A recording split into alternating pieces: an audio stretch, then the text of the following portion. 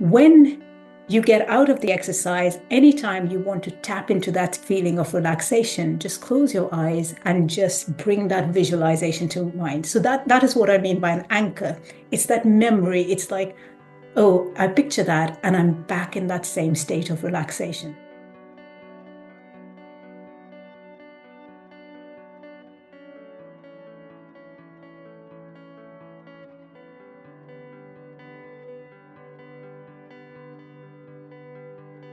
Before we dive in, may I kindly ask you to subscribe to the podcast? Your support helps me to bring in inspiring guests and share these episodes with you completely free. I'm sure you've had times in your life where you walk in somewhere and your mood changes because you've heard a sound, you've heard a song, you've heard some music. Suddenly your body might relax. This music might get to you deep, deep inside you. And as I always say, it might get to your soul. Sound is everywhere. When it's done with intention, it becomes more than just noise. It becomes medicine. Welcome to Wellness Curated. This is your host, Anshu Bahanda, and our series is Ancient Wisdom for Modern Living. And within that, we're doing a very special season, Cultivating Inner Peace. Today, we're going to see how sound, when used with precision and with purpose, can help us to restore, to regulate, and to reconnect. From tuning forks to brain training, frequency based brain training, sound has been used as a bridge between ancient rituals and modern science. We're joined by two brilliant women today who use sound to help people in many, many different ways. And this is the stuff I get out of bed for. So I am so excited about this chat today. We have with us Eileen Day McKusick. She's a sound therapy innovator, she's an author, and she's creator of Biofield Tuning. This is a method which works with the electromagnetic field of your body and releases energetic blockages. Through her books and tools, like the sonic slider, she's helped people reattune their physical, emotional, mental systems. And we also have with us Dr. Puja Myles. She's a public health specialist. She's an educator and she's a Monroe Institute outreach trainer. Her work explores how sound can be used to shift brainwaves and to enhance wellness. Welcome to the chat, ladies, and thank you for being here with us today. I'm going to jump into questions now, and I want Pooja and Eileen both to tell me how, in the modalities that you use, what do you do and how do you use sound? Sound science has a basis in neuroscience, and this is something that we're learning only recently. So, for example, we know from our own personal experiences that sound and music can invoke these profound emotional responses in us, and that's definitely got a basis in neuroscience. One of the reasons why there's such a resonance between sound and emotional responses is because of this part of the brain structures called a limbic system. Now, this limbic system is a set of brain structures and neural circuitry that's involved in emotional processing, in processing of memory and behavioral regulation. And what happens is when you listen to certain sounds and music, there are, amongst other things, two parts of your brain that just light up. And one is the amygdala, which is involved in emotional processing. And the second is the hippocampus, which lights up when we are processing memories and consolidating memories. So this is why when you hear certain sounds and musical compositions, you're immediately transported to a specific emotional memory. And this is so beautiful because it happens automatically. It happens spontaneously without you having to actively engage with these sounds. And what this means is that you can use these sound frequencies to bypass maybe some initial resistance from your conscious mind to tap into your deep subconscious, where there might be certain emotions that you've repressed or beliefs that are holding you back. Thank you, Pooja. Now tell me, how do you work with this in your modality? I work primarily with the Monroe Institute. And What we know is that there is a phenomenon called the frequency following response. What this means is that if you listen to certain sound frequencies, our brainwaves start oscillating at that very same frequency.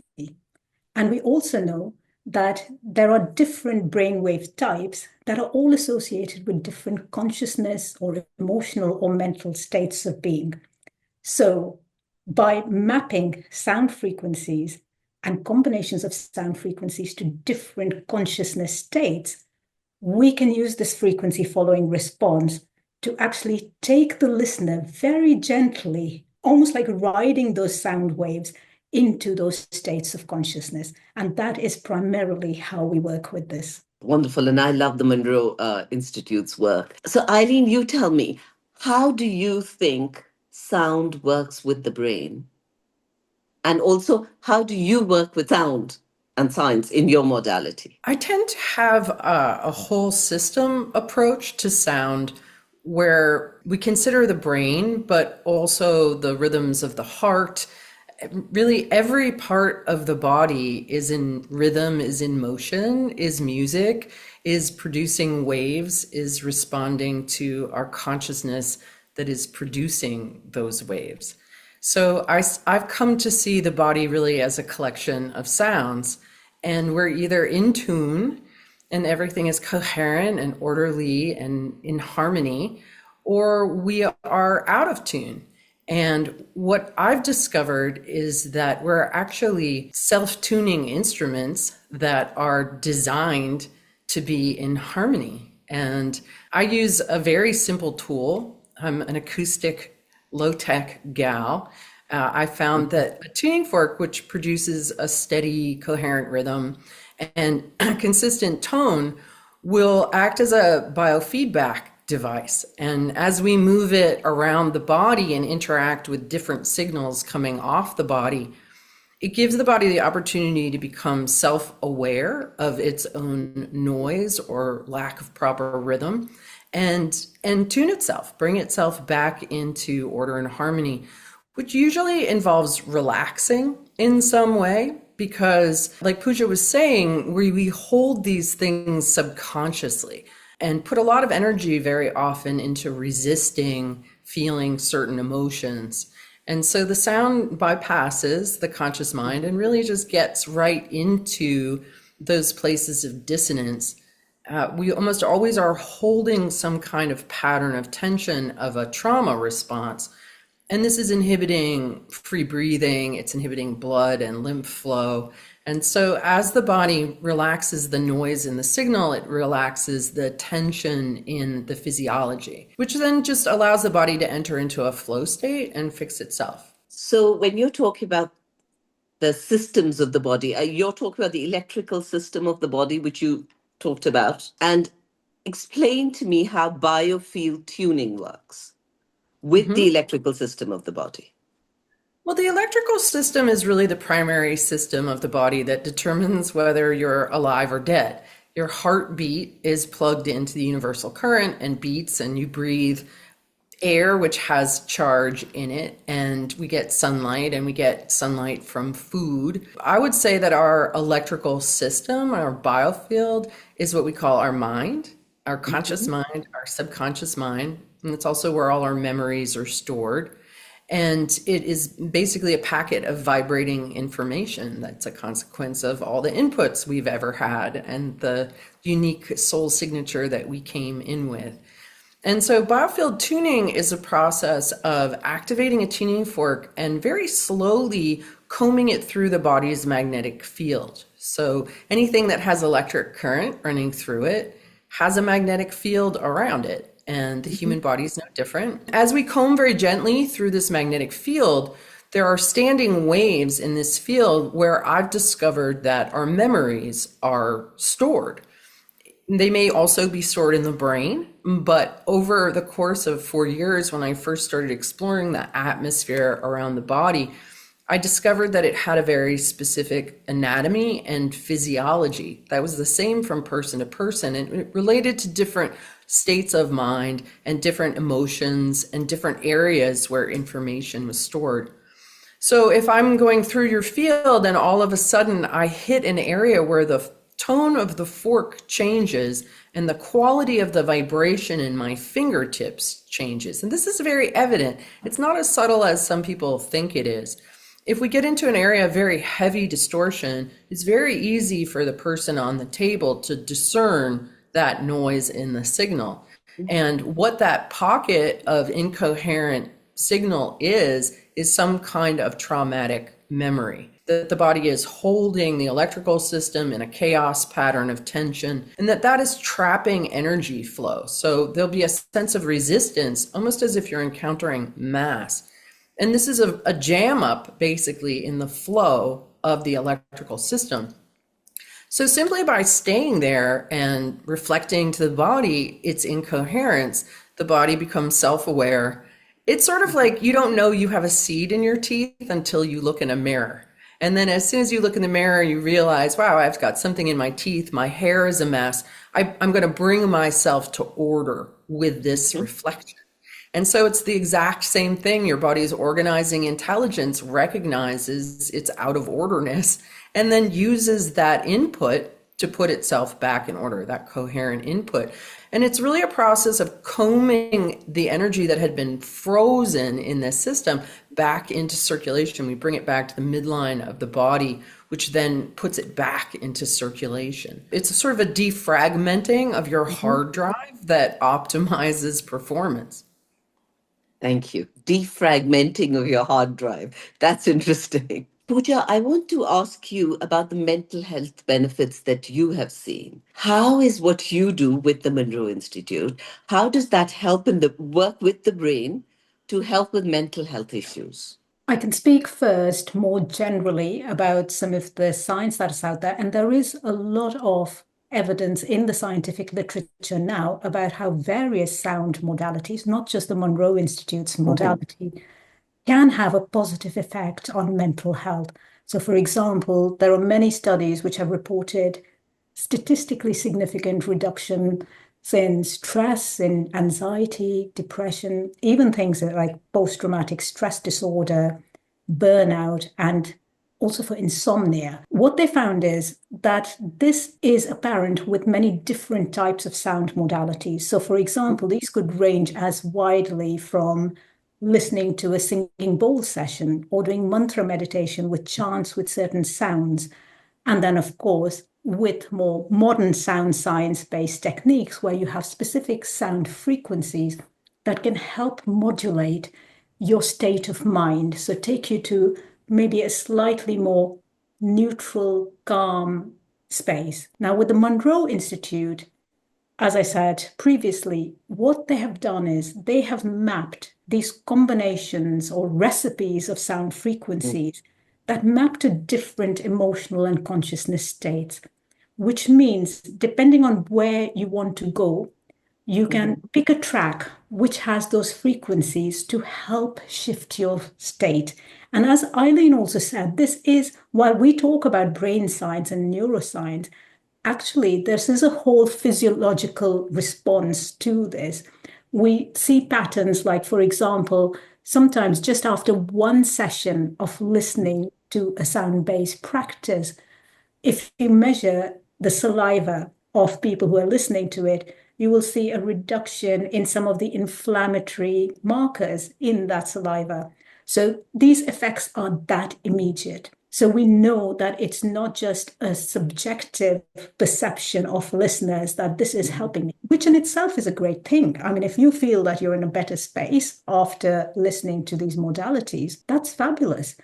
But we also have objective markers that show this is not just your imagination or a placebo effect. It is working with your physiology. Yes, I think a lot of people have worked with brainwaves before and after to see how they have changed and that there is a change in your brain immediately after sound. I'd love to hear both your opinions on that. What are the tools and what is the research that has happened immediately after? You talked about saliva. I'd love to hear about some more of research that's being done. We've done several research studies with people receiving Biofield Tuning to treat anxiety. And we did a feasibility study back in 2020 where we had 15 volunteers, and they each received 3 sessions over Zoom, and then journaled and left voice notes and filled out forms about their change in state. So we weren't necessarily measuring immediately before and after, although I have done work with that,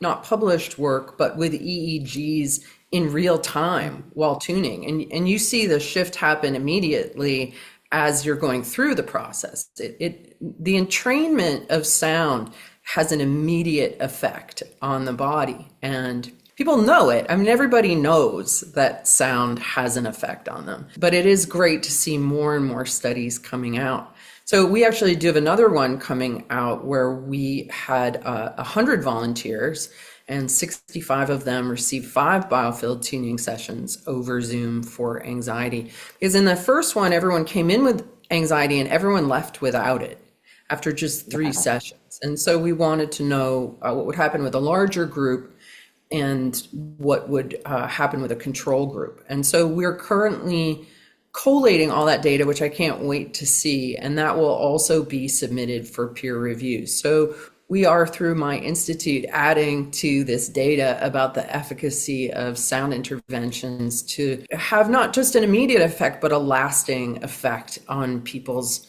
mental and emotional health. Thank you. Puja, tell me about what research you've seen. In addition to seeing actually reductions in inflammatory biomarkers, there's research out there which shows that cortisol, which is the stress hormone, can also go down following sound-based sessions. EEG changes are almost immediately discernible. So you might start a session and your brain waves are looking very chaotic. And at the end of the session, they have a more coherent pattern. And what we see is that between our brains have this left hemisphere and right hemisphere. And sometimes it's almost like they're fighting against each other. But after these sound-based sessions, because there is this phenomenon of which includes things called binaural beats, where you're listening to a slightly different sound in one ear and a different sound in another ear. The brain doesn't like this. So what the brain does, it tries to make sense of it and actually create this third sound.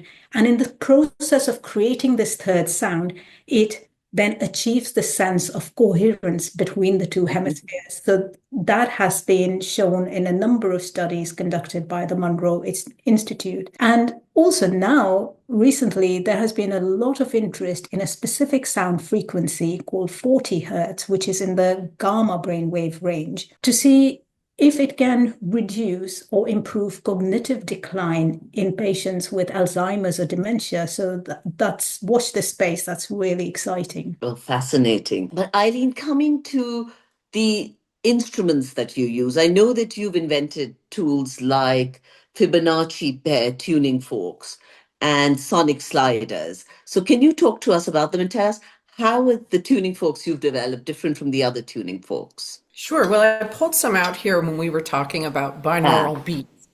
All right. And so these are weighted tuning forks. This is my Schumann pair. And this is the first one I ever had custom made, because when I first started using tuning forks in 96, I was using what was available out there. But as time went on and I came to understand sound better, I started doing a lot of research into numbers and all kinds of things.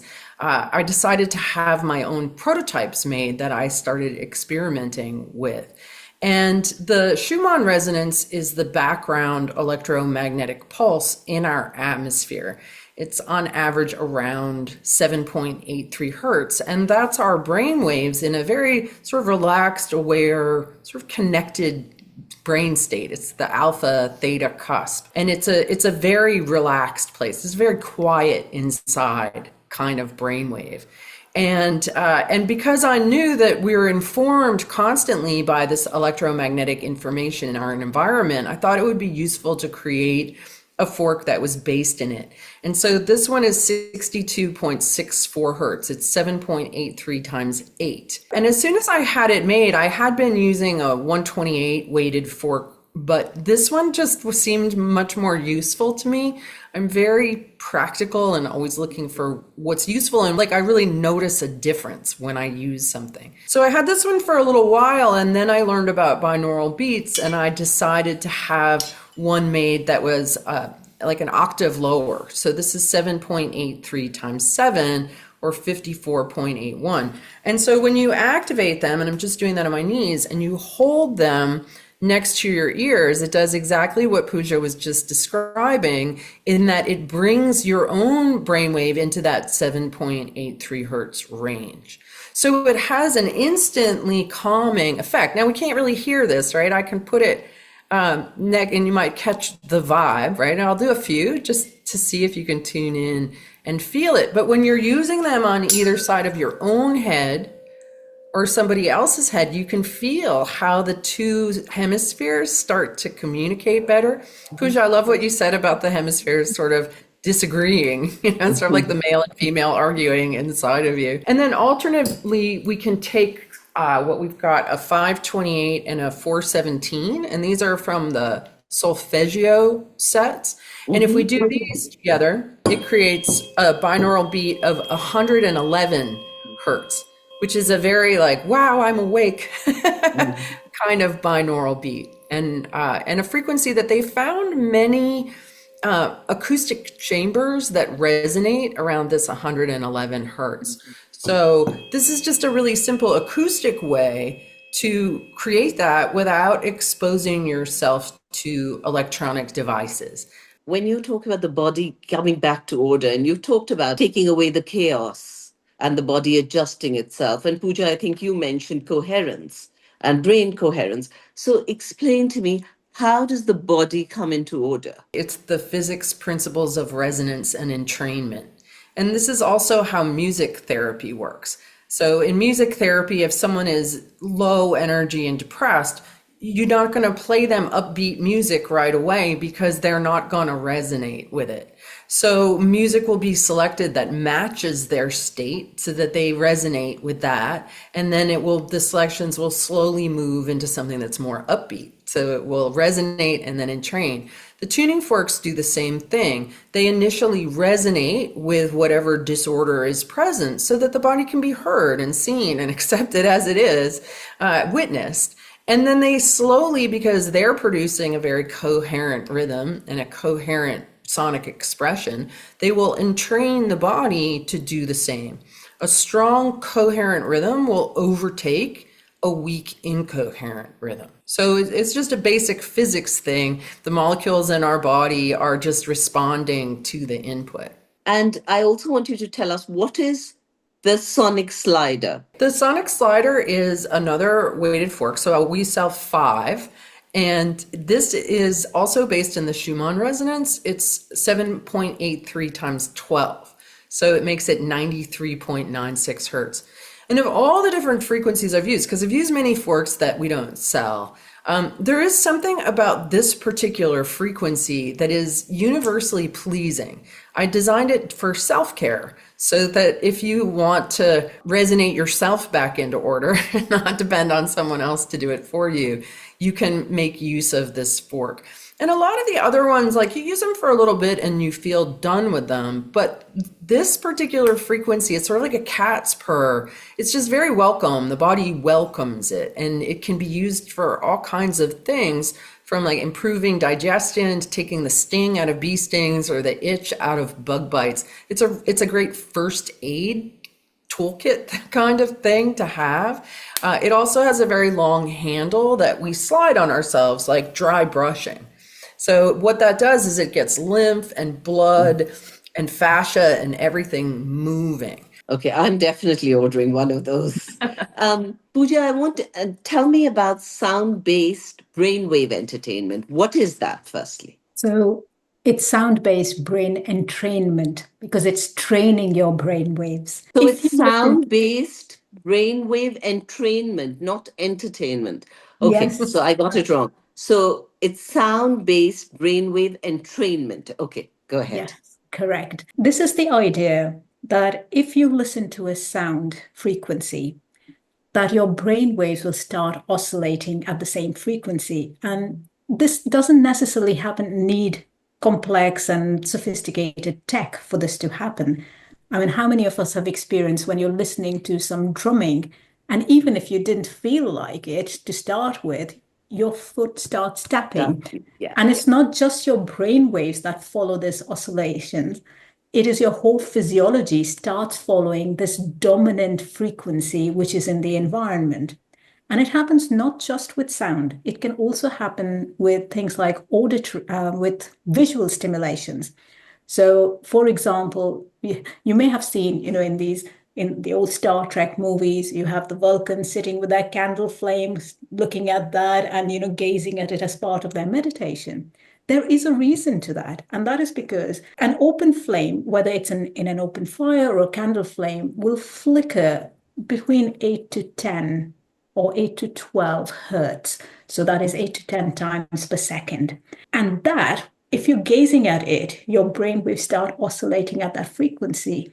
And that actually corresponds to some of the alpha waves, which is a very relaxed state. It is the kind of state you get into when you're just about to drift off into sleep or just as you're waking up. So auditory, so that's listening to sounds, or visual, which is, seeing these flickering lights, that can actually help entrain or train your brain waves to start following those patterns.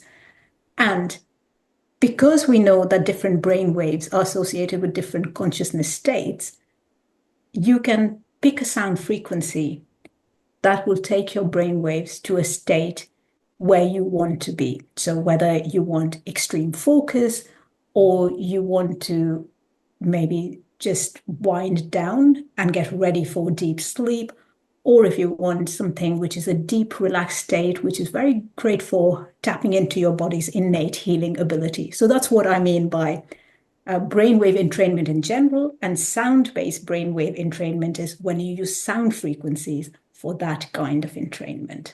Fantastic. And so if I was to come to you with anxiety issues or burnout, would you be able to use this to help me? Have you used it in the past? So one of the introductory consciousness states we introduce participants to in one of the foundational Monroe Institute workshop is a deep relaxation state. And this is something we refer to as Focus 10.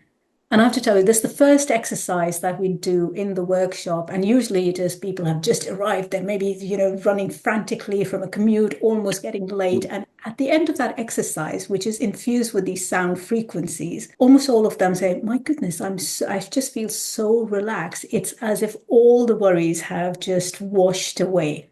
So we can get people to that state.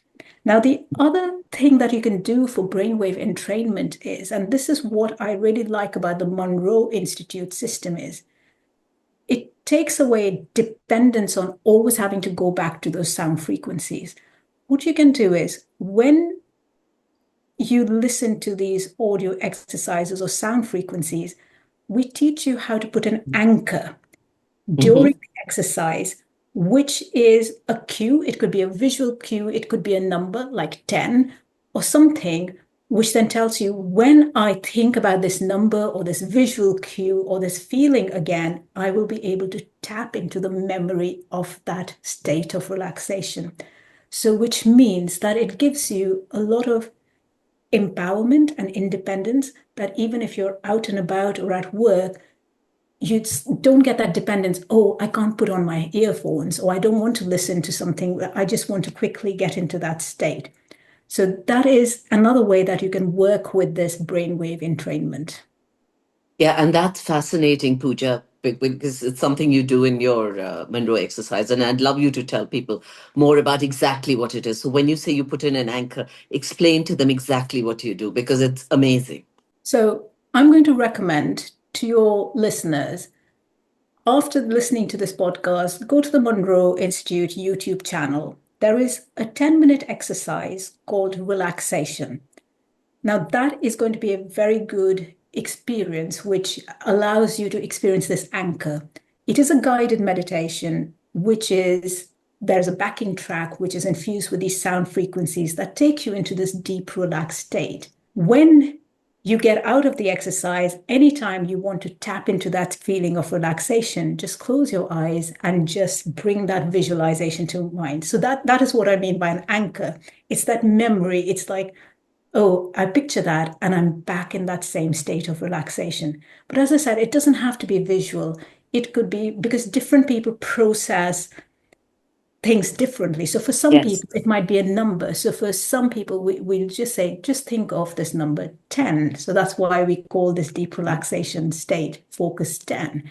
It doesn't mean anything. It's just an identifier. It's just a flag. And say, when you think of this number 10, you are there, back in that place. Wonderful. Thank you. I like to leave people with tools. So I would like each of you to give us a tool for exactly what Pooja just said, of something like when, if someone's had a stressful day, if they've had a really, I don't know, an argument, they have an exam, they're stressed about work, million things, traffic. How do you tell people? How can you leave them with one tool that would change their mood? Something really, really simple is just to hum and really resonate your skeletal system with your humming. So starting just resonating the head, because that's easy, and then sort of playfully seeing if you can go down to your ribs or your shoulders or your scapula. Can you go down into your hips or even your feet? Like, what does it feel like to vibrate yourself from the inside? And this will do a number of things. It will get you to start breathing more fully, because in order to hum, you have to take a big breath to do that. It will start energy moving in your body, because you are literally moving sound energy through yourself. And it will change your focus from whatever is troubling you to curiosity about the process of resonating your own bones. So that's one very simple, free, easy thing that you can do. That's a very good suggestion. And the other thing I like about it is you don't need anything. You just need yourself. You can just, hum. Pooja, would you like give people a suggestion like that? Interestingly, I would have given humming as my Oh, first wow. choice as well. Uh, and just to add some things about humming. So there are two related practices. One is humming, which is when you sing a tune or something with your lips closed. You don't have to be in tune. So don't worry about that. But you can do this even when you're going about your chores, walking the dog, or preparing dinner. And not only does the humming get you into a more parasympathetic, relaxed state, the beautiful thing about humming is with your lips closed, it increases the concentration of nitric oxide in your nasal and sinus passages. So if there's someone who is like struggling with a cold or chronic inflammation of their sinuses and nasal passages, it really opens them up. So that's another benefit of humming. A related practice is vocal toning. So that is where you chant, maybe say vowel sounds, A, E, I, O, U, for a couple of minutes to 5 minutes. That's without your lips closed. So, but even that is really great for bringing you into a more centered state, a more relaxed state. And in the Monroe Institute, we encourage people at the start of exercises to do this, and we refer to this as resonant tuning. So those were just some of the things I wanted to add to what Eileen had said.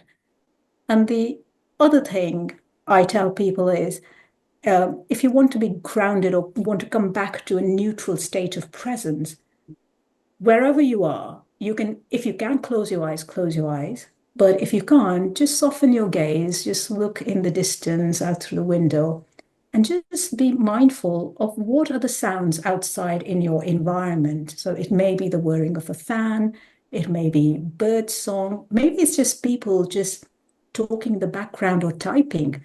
But just this paying attention to the sounds around you brings you back into your body, into a state of presence and a neutral state of being. But before we go, I want to ask someone who's new to this. Now, I know no one is new to sound. Everyone has had some form of music. I think every religion, every culture, every country has some form of music, some form of chanting. So sound is intrinsic. But for someone who wants to start helping themselves using sound and is new to it, what would you recommend? Eileen? Well, certainly I'm going to recommend Biofield Tuning because it does exactly what Puja was saying. Whether you come down the path that we've opened up or the path that Monroe has opened up, really the aim is always the same. It's to help people to surface, see, to witness whatever they haven't been able to integrate up until that point and let it go. Just release that tension you're holding against it. Welcome that energy back into yourself and integrate it. I think the whole aim of sound healing, and we've both spoken to this the whole way, but not come right out and said it, is to bring people to a relaxed, aware presence. Mhm. That's it. Where you can show up with your whole self in the present moment without ants in your pants or discomfort that is stopping you from really truly being there. We all want to receive the gifts of the people we love and their full presence. And we all know what it's like to be around someone who's distracted or in pain or worrying about the future or fussing about the past. Or you can feel the discomfort that they have. So biofield tuning is just a process to find all of those ants in your pants, basically, and help you to release them. What Puja was talking about the quietness that comes when you listen. When you listen to the birds out the window, or when you're listening to somebody's signal. Certainly for me, many years of 8 hours a day in the clinic, just listening to people's signals created a very quiet space inside. And that's really where health arises from, is when you are in a restful state and your body can attend to all the things that it needs to. But when you're chronically under stress, things are chronically breaking down and your body doesn't have the resources to repair it.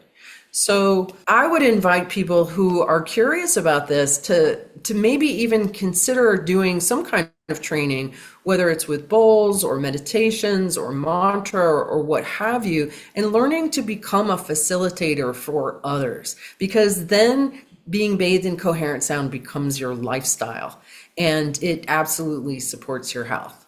What I do when I'm stuck with something, I grew up with Indian mantras. So, and most cultures have some form of chanting. So I just go back to chanting. And there are days when I've just sat all day chanting because we've got a big issue and friends will join in.